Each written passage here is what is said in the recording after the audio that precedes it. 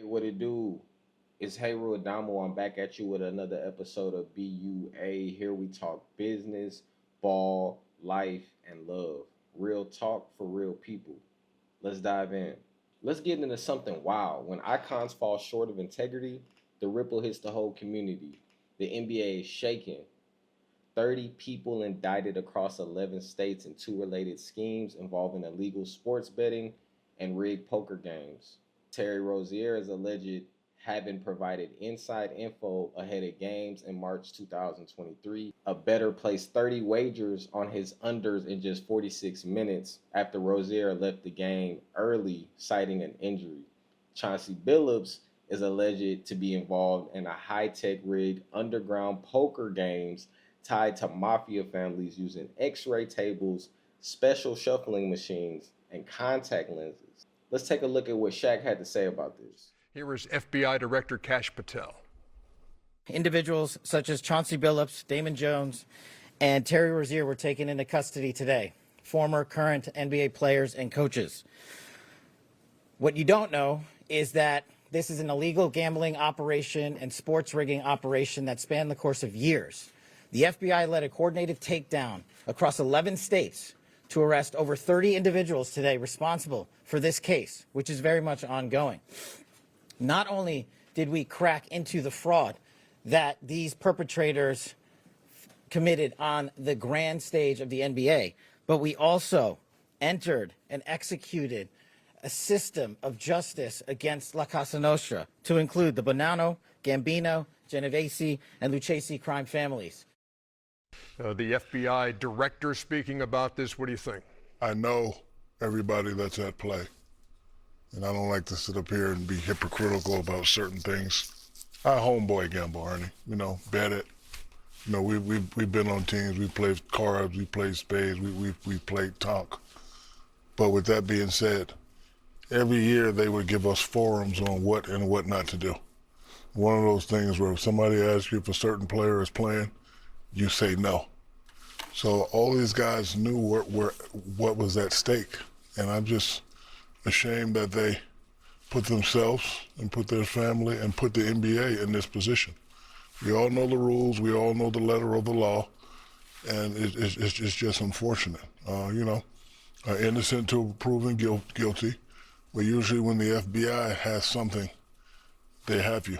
FBI, I know a lot of people from the FBI, and I've been in many of those investigations. They'll wait 2, 3, 4, 5 years, but when they come knocking on your door, they have something. And we all know the letter of the law when it comes to gambling and sports gambling. And I don't want to sit up here like I'm some perfect guy. Like every now and then when I go to Vegas, I'll play some craps and I'll play some roulette, but never gambled at anybody's house. Don't know anything about poker, so I don't know what they're talking about when it comes to the Chauncey thing. But I know Chauncey, I know Damon very well, played with Damon, so I don't want to sit up here, but I'm ashamed that those guys would put their families and their careers in jeopardy. It sounded like Shaq was trying to have undeniable plausibility, like, yeah, I've been to Chauncey's house a few times, but I ain't involved with none of that betting. You know what I'm saying? We all do everything legal on my side. It's crazy because, we can dominate the courts and contracts, but when shortcuts get taken, our culture pays the price. If you have access, you've been trusted with power, you got to protect it. I think, Chauncey Billups makes $9 million a year or something like that. How greedy could you get?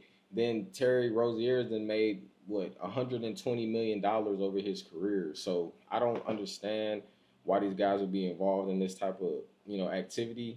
But again, they're innocent until proven guilty, and they are black men at the end of the day. So who knows how involved they really were dealing with this justice system. Now let's shift gears to politics. It's not just Washington and legislation. It's culture. It's identity. It's power in our people's hands. Let's have a talk with Dr. Umar. I spoke at Texas State University last night. They had a student who got expelled by the governor of Texas about a week ago because he mocked Charlie Kirk. He didn't have due process. He didn't have an expulsion hearing. They broke the law. But guess what? Did it matter? He's home. No due process, no right to appeal or nothing because the governor said he did not like it. What happened to his constitutional rights? You follow what I'm saying? All right. You don't have no damn constitutional rights. The Constitution is only used by the power structure when it benefits them. Right. When it does not benefit them, it don't matter to nobody. Look what they did with the Charlie Kirk in the aftermath. They're trying to deify Charlie Kirk, and anybody who goes against it, they will destroy you. Yep. But I got a First Amendment freedom of speech. What happened to my First Amendment freedom of speech? Donald Trump has made it crystal clear you do not have a First Amendment in this country. That was all propaganda. Is speech really free? I mean, as you can tell, they're trying to take over TikTok right now. Zionists are trying to buy the platform. I think maybe X is the only real free speech platform where you can say whatever you want. You get banned on Facebook, you get banned on Instagram for saying certain words. So, I mean, even on YouTube, you can't say certain things. So, I mean, is freedom, I mean, do we really have the freedom of speech? Were there really any black people in the room when the Constitution was written? You know, the only thing that really matters is access to corruption. When you have access to corruption and power, that's where you change laws and you change the future. They try to deify Charlie Kirk, even though it was his own people that killed him.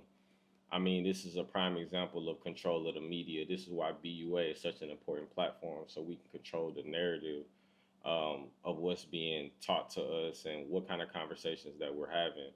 Because, I mean, if you get so confused, you'll really think that these people are getting canceled, or that even cancel culture is something to be proud of, because it goes against something that you may not like. You know, people will get canceled from something and be like, oh, hooray, this person got canceled. But what if they cancel you next? You know, I'm not really for people getting canceled. Like, I believe Jimmy Kimmel got canceled because he spoke out against, you know, he spoke out against Charlie Kirk. And Charlie Kirk is just a YouTuber. He's not the president. He's not a politician, an important general, or anybody of that nature. He's just a YouTuber. So if you can't speak out about YouTubers, imagine what kind of future we're going into. Okay, let's keep it real. Relationships got as much hustle as business, but sometimes we mess up the playbook. Let's take a look at what Keisha Kior and Gucci had to say on the Breakfast Club about relationships and mental health.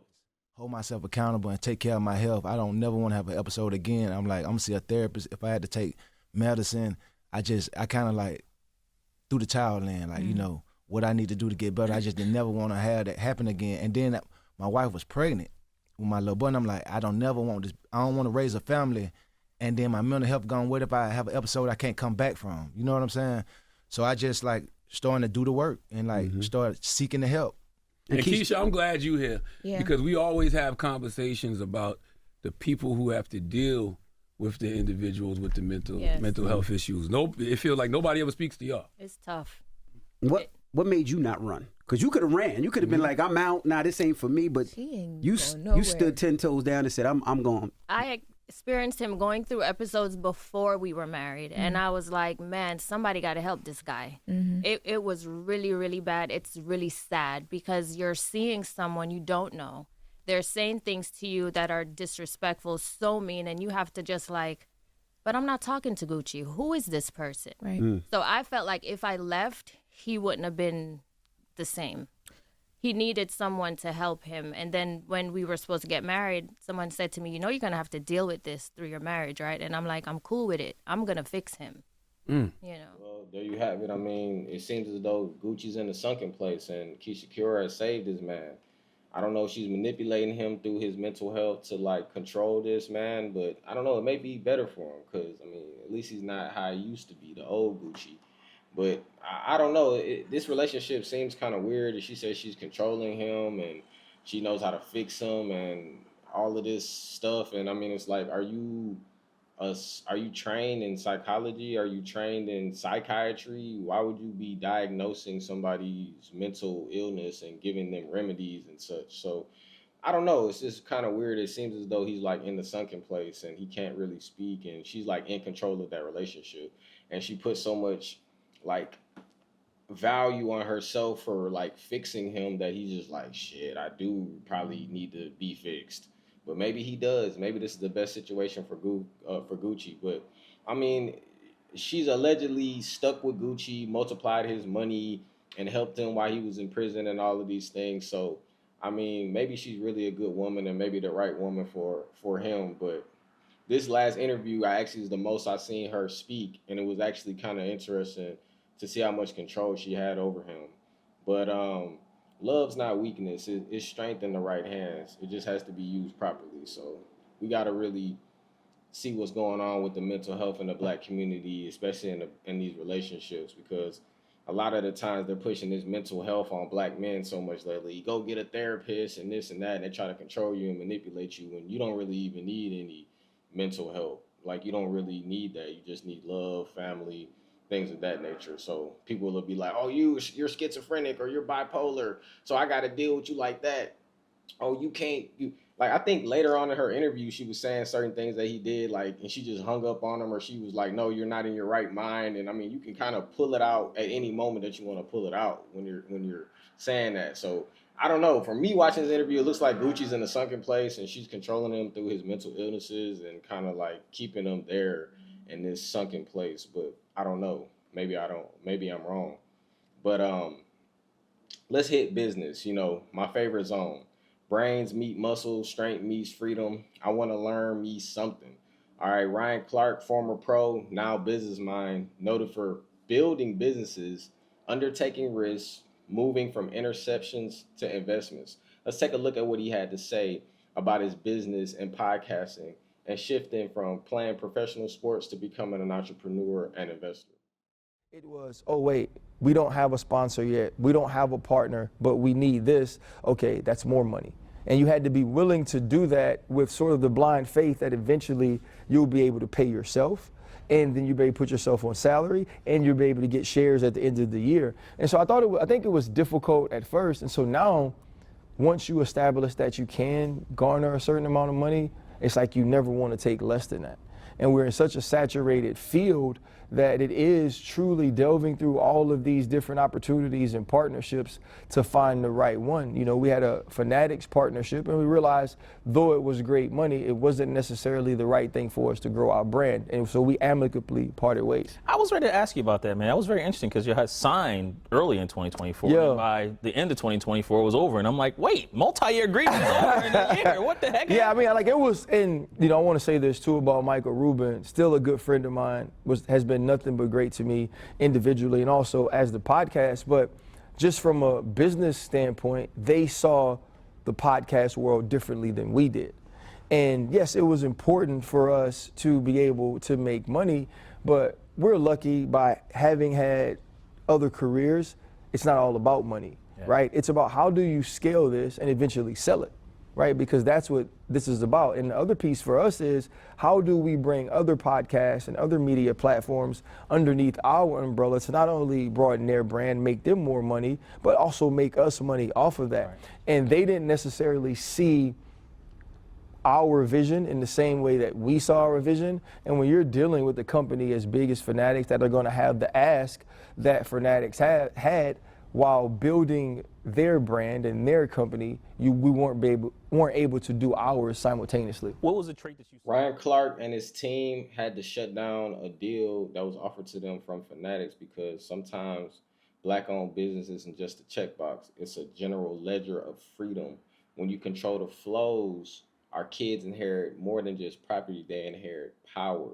So having control and being able to dictate where your show is going and where your product is going into the future is very powerful. Don't just chase the deal, chase the structure, build the process, then the profits follow. I really like that Ryan Clark has been able to really just translate everything that he did in his NFL career into podcasting and being, a venture capitalist. He's been doing a great job. He's a great leader in the Black community, and I think that, he's going to do very well with his podcast, continuing forward.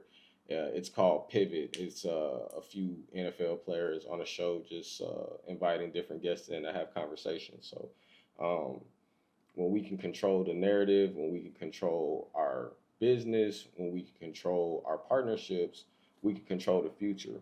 Y'all been rocking with BAU Show. It's Heru Adamu. Remember, we elevate every conversation, we elevate the culture, and we elevate the way that we move. Like, share, and comment. And I'll see you on the next one. Stay sharp. Stay winning.